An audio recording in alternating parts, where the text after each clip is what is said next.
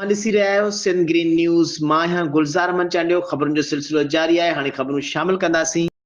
शहदादकोट खां रिपोर्ट कर रहियो आहे गुलज़ार मंचालियो। शहदादकोट में वधंदड़ बदअमनी जे वाक़िअनि ऐं खीर विकिरो कंदड़नि खां फुर थियण ख़िलाफ़ शहरियुनि पारां कोटू मोटू चौक ते एहतजाजी मुज़ाहिरो करे टायर साड़े बदअमनी ख़िलाफ़ नारेबाज़ी कई। उन मौक़े ते अॻवाननि मुतासिर अली मुर्तज़ा मेणो, SUP अॻवान अलहदाद खुश्क, कामरान सीलरोज़ सजाद मंगी, परवेज़ बिरोही ऐं ॿियनि चयो त शहरियुनि खां फुर जा वाक़िआ रोज़ जो मामूल बणियल आहिनि।